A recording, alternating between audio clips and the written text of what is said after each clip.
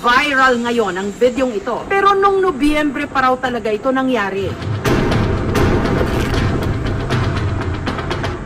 At dahil first time nilang makapag-Boracay, kumasa silang subukan ng parasailing na madalas lang daw nilang napapanood noon sa YouTube.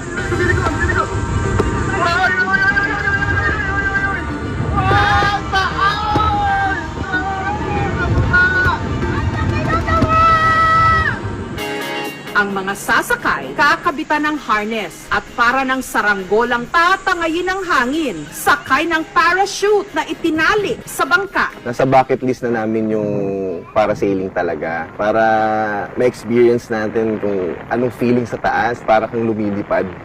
Hanggang sa kabitan na ang harness at saka unti-unti nang pinakawalan sa ere. Yung pag-angat, mabilis lang naman eh. Tapos habang pinahabaan nila yung line, palayo ka ng palayo.